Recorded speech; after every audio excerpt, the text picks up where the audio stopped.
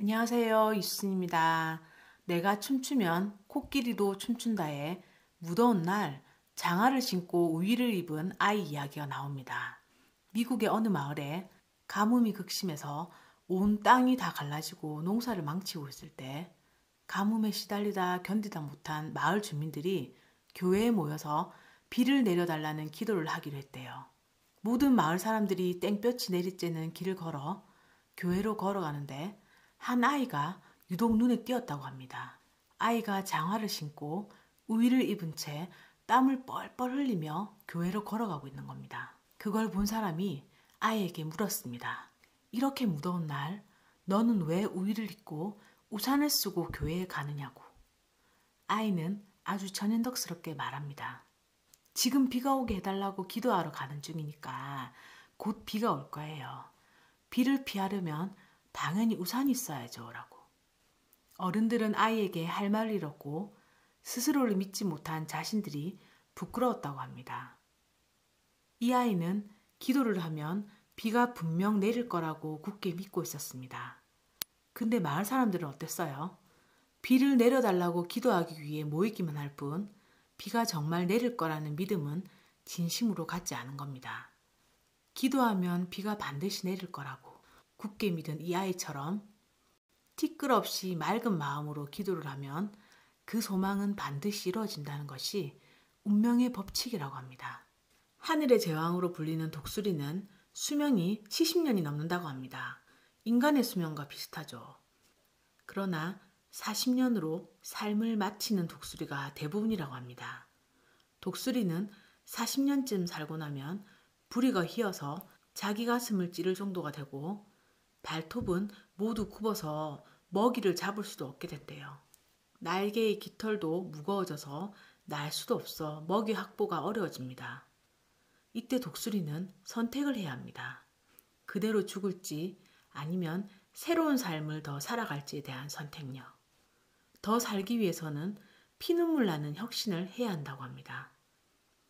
하늘의 제왕으로서 면모를 잃고 늙어가는 독수리가 만일 더 살기로 결정을 했다면 이제 그 독수리는 절벽에 올라가 둥지를 지은 뒤 자신과의 처절한 싸움을 시작합니다.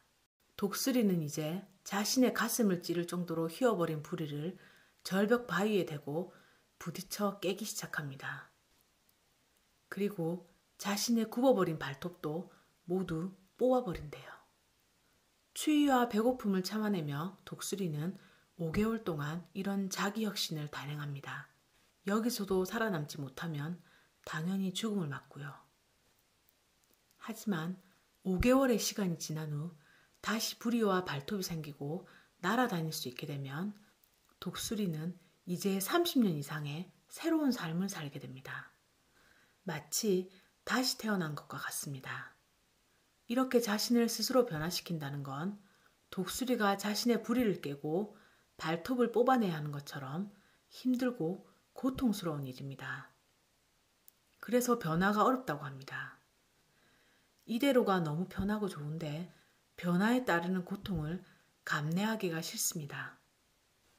창조하는 건 어떤 식으로든 시작이라도 할 수 있지만 변화는 기존의 것을 버리고 새살을 채워넣는 것과 같습니다. 우리가 운명을 바꾸고 좋은 운을 활용하기 위해서는 늙은 독수리와 같은 자기 혁신이 필요합니다. 내가 만든 기존의 고정관념을 버리고 내가 간절히 원하는 행운을 불러오는 새로운 관념으로 대체해야 합니다. 나를 둘러싼 부정적인 생각과 에너지를 모두 긍정적인 생각과 에너지로 바꿔야 합니다. 운명은 정해져 있다라고 생각하는 사람은 자신의 삶에 책임지려 하지 않는 태도를 보이는 경우가 많습니다. 변화를 두려워하고 내 맘대로 되는 게 없다라고 말하며 자신의 운명을 온전히 외부 탓으로 돌리는 겁니다.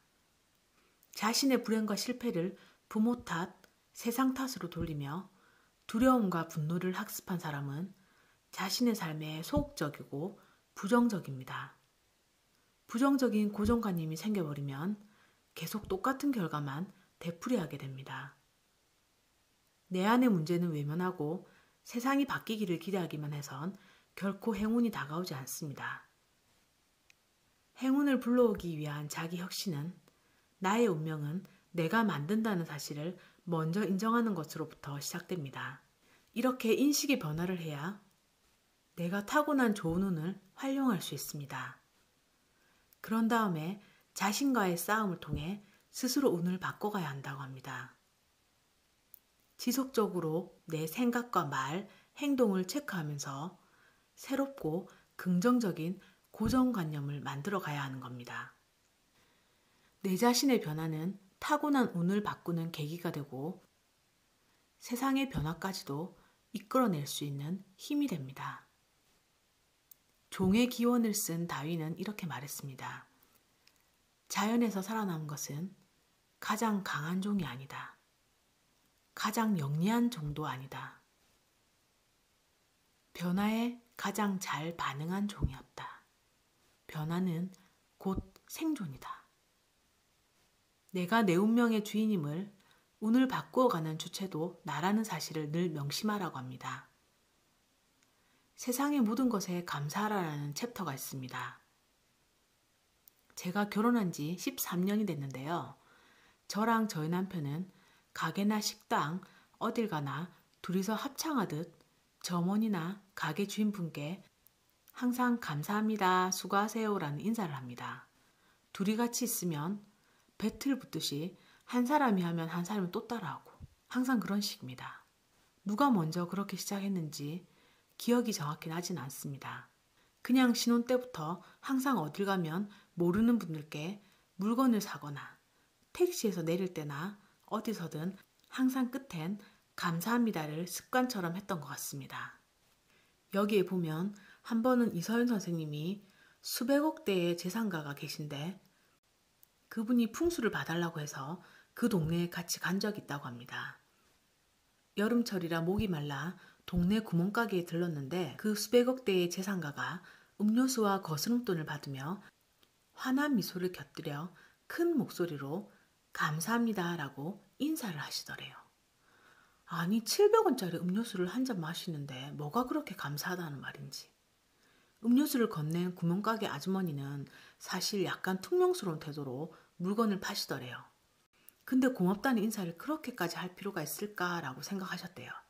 그 당시엔. 조금 놀란 듯 쳐다보니 나중에 그분이 그러셨대요. 모두에게 감사해야 할 일이지요. 1,000원짜리 한 장이지만 이런 돈을 쓸 수 있는 게 얼마나 감사한 일입니까? 나는 돈을 벌 때나 돈을 쓸 때나 감사한 일밖에 없어요 라고 하셨대요. 그분의 말을 듣고 이서윤 선생님은 이 마음가짐이 타고난 재운을 제대로 쓰게 했구나 라는 사실을 깨달으셨대요. 꼭 필요한 곳에 돈을 쓸 때마다 두려움이나 아깝다라는 생각보다 그 돈을 번 당신 자신과 도와준 모두에게 감사하는 마음을 가져야 한다고 합니다. 오늘부터 지갑에서 돈을 꺼낼 때마다 감사합니다 라고 되뇌어 보세요. 타고난 재운이 고개를 반드시 쳐들 것입니다.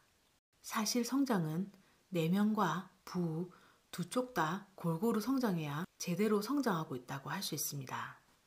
결혼하고 지난 10년간은 사실 저 같은 경우 내면 쪽의 성장에만 힘을 썼고 돈에 대해 부에 대한 공부를 해야겠다 생각은 하지 못했습니다. 들어온 만큼 나갔고 그랬음에도 큰 탈 없이 지금까지 잘 왔습니다. 감사하게도요. 5월부터 돈에 대해 부에 대한 의식이나 관점을 바꿀 공부를 본격적으로 시작할 계획입니다. 강의도 듣고 책도 많이 보고 공부해서 많이 나누겠습니다. 내면, 돈, 둘 다 골고루 더 공부할 계획입니다. 제가 아는 선에서 많이 알려드릴게요. 지금까지 행운의 여신이라 불리는 이서윤 선생님의 내가 춤추면 코끼리도 춤춘다 함께 했습니다. 연휴 기간 동안 어딜 가나 편안하고 즐거운 시간 되시길 바랄게요. 들어주셔서 감사합니다. 다음 영상에서 뵐게요.